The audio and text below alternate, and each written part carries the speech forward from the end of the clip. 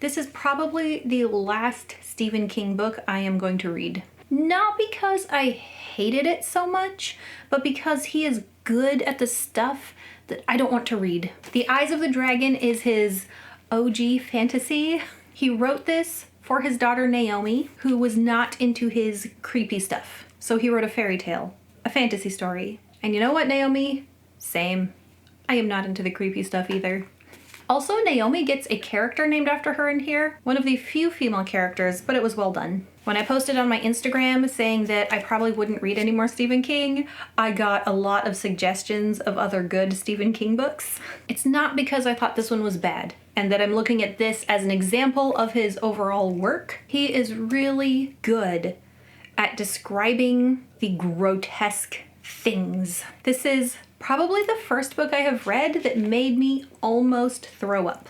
Some authors just, I don't know, the way some authors describe things, it can be hard to picture them in my mind. His language was very simple, nothing fancy, but very easily picturable to me. And that was not always a good thing for me. The only other book I've read by Stephen King was On Writing, which was a great book. I would suggest it to anyone who's interested in writing as a hobby or professionally or whatever. But I did know going into this that Stephen King is what's called a pantser. There's basically two types of people when writing, the pantsers and the plotters. Pantser meaning writing by the seat of your pants.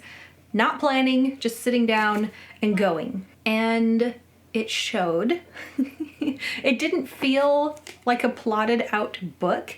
It felt like the kind of book where the narrator knows what happens and it's just a person telling the story, and instead of telling it in a linear way, the narrator would say, here's the thing that happened, but let me go back and tell you how it happened.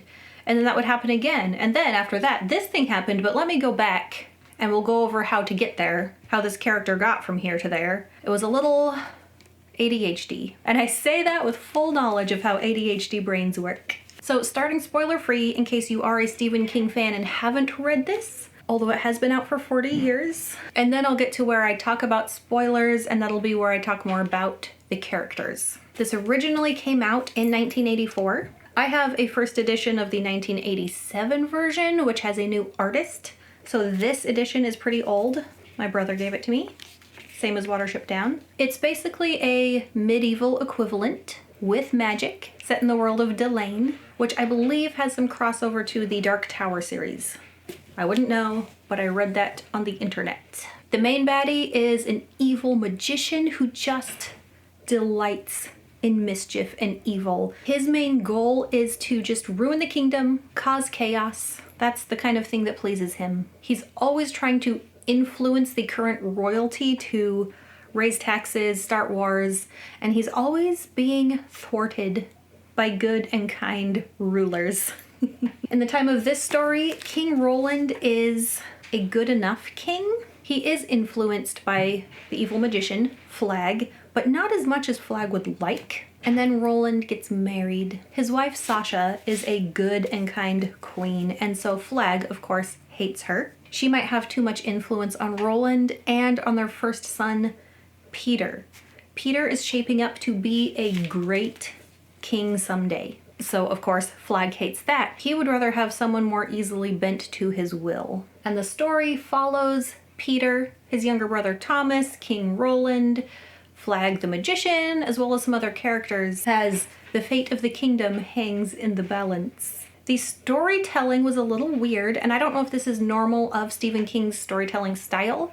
The narrator was almost omniscient, so he would follow a character, and you know everything that that character knows, but only as far as the narrator is following them. Once the narrator decides to follow somebody else, you know everything that that character knows in this moment, but you don't get to know what that other character is doing because now we're following this other character over here. There was a lot of describing what's happening and describing how characters are feeling. I generally prefer to have that all shown through character interaction, which there was a little bit of, not as much as I would have liked. The narrator sometimes made some weird references, like the narrator is from our world and just kind of is telling us a story about this other world. So sometimes he would reference things from this world that couldn't possibly be in Delane in medieval equivalent times. In fact, at one point he referenced something snapping like an over-tightened lute string, and I was like, why not just say guitar? You've made other real world references before now. The dragon was a pretty small part. It was only at the very beginning, but it had a big influential impact on the plotline. So even though the dragon isn't really there, it affects what happens later to a pretty big degree. Mr. King is apparently very fond of the word apt and a character's aptness to do something. I've never seen it so many times in one book, probably 20 times at least. And I got to thinking about how the women were done. So in a book written by a man, there's a few different ways that I have seen female characters handled by a male author. One is just not really including them except as side characters. I feel like that's fine if someone feels more comfortable writing a character like themselves and doesn't want to do a poor job. It would be better to not have them as opposed to have them and be done poorly. As long as you don't ignore the fact that those characters exist. They are part of the world.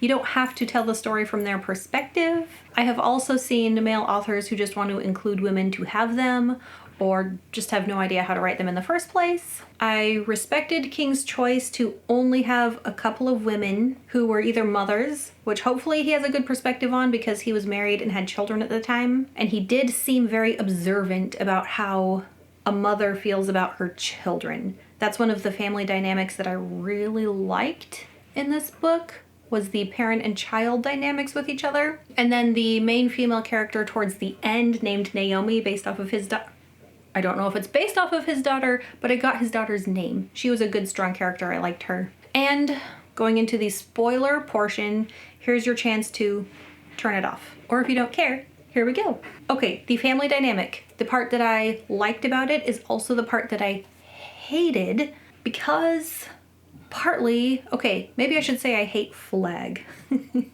Sasha was a good woman. She was a good queen, a good wife and mother, and Flag killed her, took her out.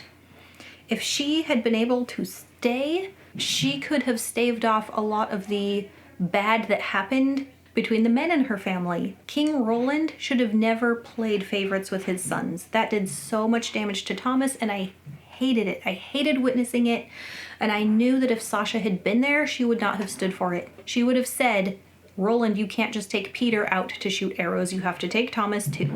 You can't just ignore Thomas. Both of your children need attention. At least that's what I would say to my husband.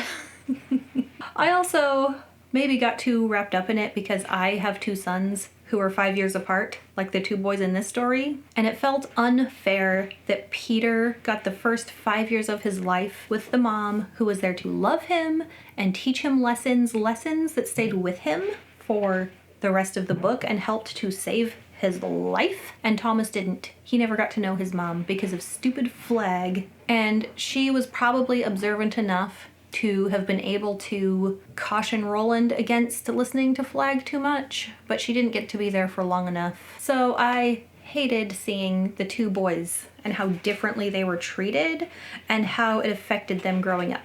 One of them who got love from his mom and all the positive attention from his dad, and the other one who got no mom at all and ignored by his dad. That is such a big life lesson. That kind of thing happens in the real world, which makes me more mad about it. That was the biggest thing I wanted to rant about in the spoiler section. Oh man. The narrator says, I'll let you decide whether Thomas was really bad or not. Thomas never even grew up in this story. I don't think he got any older than 12 or 13 by the end. Maybe up to 17. He was 12 when he became king, I think. So he barely even hit manhood. So he has his whole adulthood ahead of him to decide to make better choices. And I loved at the end how Peter forgives him. And they hug. And then Thomas said, I think it will be better for me to just go off, to leave this kingdom. They hate me. Why stay here? And I really love how Dennis decides to go with him. Dennis was so devoted, and he doesn't want Thomas to be alone. I also liked the friendship dynamics. I don't remember the friend's name, Ben or something, how he came in to help his friend at the end. So, no more Stephen King for me. I don't need to read something where I will throw up or have bad dreams or whatever. If you'd like to know more of what I don't want to read, you can watch my I Won't Read video. And happy reading. Bye.